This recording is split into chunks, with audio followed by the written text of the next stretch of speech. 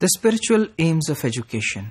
The next important aim of education is the spiritual aim of education, या रूहानी जो aim है education का वो क्या है? Spiritual aims of education refer to those aims through which national ideology and values are injected in the character of the present and future generation. So the important word we see here is the character. जिस तरह हमने इससे पहले बात की कि जो character formation aim है वो क्या है? Now at the basis of character lies some kind of philosophy. एक ऐसा फलसफा उसकी बेसिस में मौजूद है जो कि यूजुअली बेस्ड होता है आपकी नेशनल आइडेंटिटी के ऊपर, आपकी रिलीजियस वैल्यूज के ऊपर, और इस तरह से जो कैरेक्टर है उसमें ये बातें इंजेक्ट की जाती हैं. सो स्पिरिचुअल एम्स वो सब बातें हैं जो कि कैरेक्टर की बेसिस फॉर्म करती हैं, और यूजुअली ये वो चीज़ें हैं जो प्रेफरेंसेस होती हैं खास नेशन की, एक खास कौम की, और समटाइम्स उस स्टेट की भी, जिनको कि इनकलकेट करना मकसूद होता है. The idealist thinkers have opined that the spiritual development of an individual should be the supreme aim of education. और जैसा कि आप जानते हैं कि आइडियलिज्म के अंदर या जो आइडियलिस्टिक फिलॉसफी है वो है ही ये कि मटेरियल से स्पिरिचुअल वर्ल्ड के अंदर जो ट्रांजिशन है वो सुप्रीम एम है किसी भी इंसान का. और उस जनरल एम में एजुकेशन का एम भी यही है कि इंसान को लेकर के जाए एक व्हीकल पे, एक ट्रैवल करवाए थ्रू डायलेक्ट और थ्रू अदर प्रैक्टिसेस, जिसके अंदर एक इंसान मटीरियल जिंदगी से goes beyond into the spiritual life. And this was also the basis for education in the subcontinent.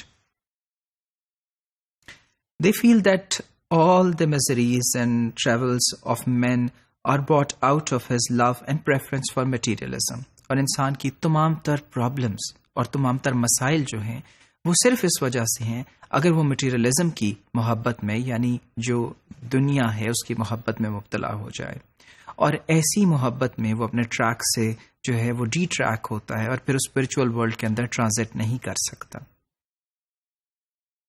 Children have to be brought face to face with the ultimate values and truths, and this is possible if spiritual orientation is given to education. और बच्चों को चूँकि हमें हकाइक के बारे में बताना है, उनकी चूँकि हमें मॉरल डेवलपमेंट जो है वो स्पिरिचुअल बेसिस के ऊपर करनी है और उनकी कैरेक्टर फॉर्मेशन भी स्पिरिचुअल बेसिस पे होनी चाहिए, तो फिर उनको हमें ओरिएंटेशन देनी होगी उस खास किस्म की एजुकेशन से जिसका एम जो है वो स्पिरिचुअल हो.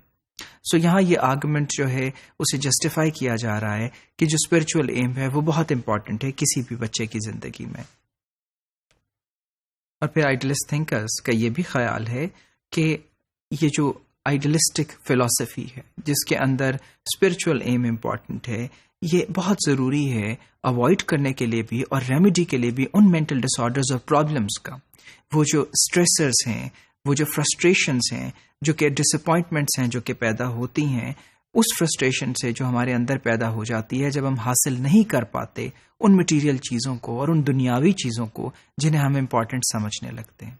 सो once you start giving importance to the spiritual life, then you just go beyond those daily routine frustrations. So if the aim of education is spiritual, then it is certainly going to take you beyond those problems, or will also help you to overcome those problems if you are having them somehow.